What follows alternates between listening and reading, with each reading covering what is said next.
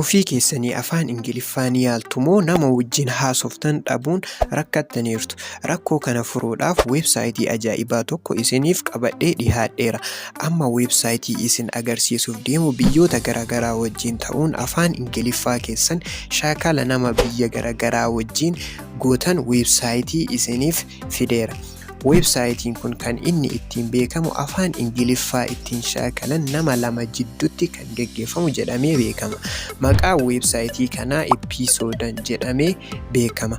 Weebsaayitii kana seenuudhaaf gara Google Chrome keessan seenuudhaan iddoo sarchii deemtanii episoodan.com jettanii barreessitanii sarchi erga gootanii fuula akkanaattu isiniif dhufa.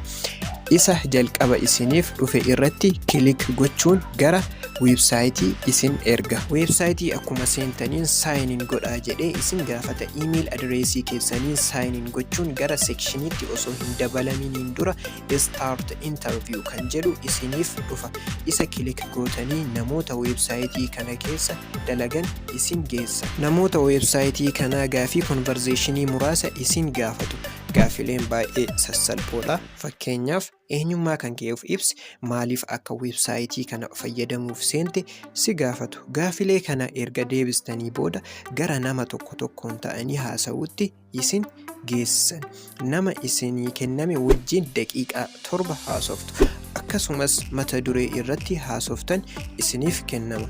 Yoo barbaadan mata duree dhiistanii wanta barbaadan wajjin haasa'uu ni dandeessu.